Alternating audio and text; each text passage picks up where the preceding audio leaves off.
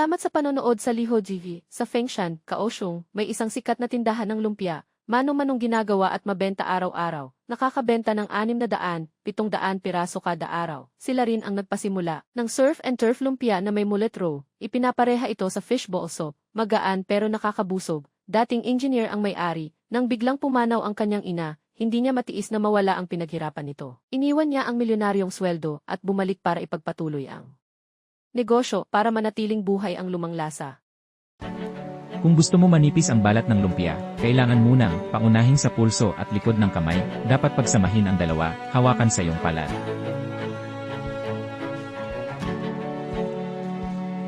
Iikot sa palad, gamitin ang pulso at likod ng kamay para sa kapal. Dahan-dahang gumawa ng bilog sa kawali, para sa manipis at malutong na lumpia. Ang simpleng galaw lang, kailangan ng maraming practice. Karaniwan, kalahating taon, para maging maganda, 2-3 taon. Hindi lang balat ng lumpia ang may hirap, 2 balat para balutin ng maraming palaman. Kailangan ding tama ang puwersa. Pinakahirap kapag binabalot, hindi dapat masyadong masikip o maluwag. Kapag masikip, puputok. Kung maluwag, hindi matibay.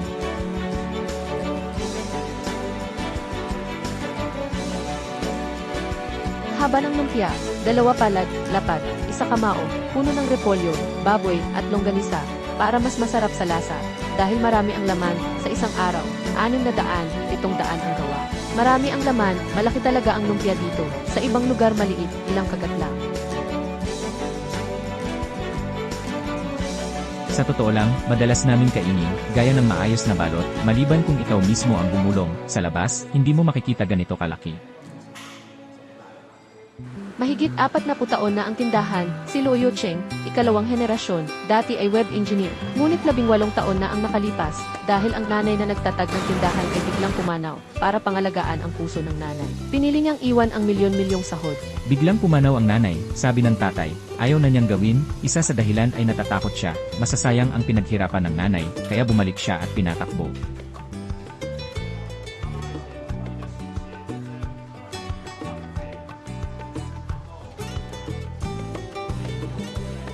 Pinamunuan ang negosyo ng pamilya, pinipilit ipagpatuloy ang prinsipyo ng nanay.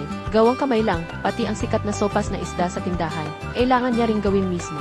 May natural na tamis ang tuna, ang swordfish ay chewy sa bola, pinagsasama ko ang pinakamahusay ng dalawa.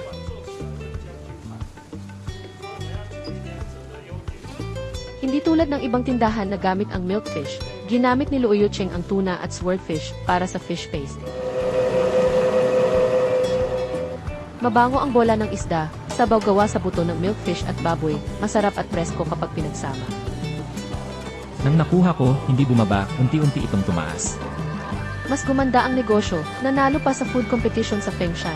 Para sa mga customer na mahilig sa bago, nag-develop ng bagong flavor si Luo Cheng, nilagyan ng mullet roe at inihaw na baboy sa lumpia, sikat na sikat. Pinanatili ang lasa ng nanay, idinagdag din ang sariling ideya, patuloy na lumikha ng alaala ng pagmamahal ng ina. Gusto mo ba ang content namin? Mag-subscribe at i-follow na ang Liho TV.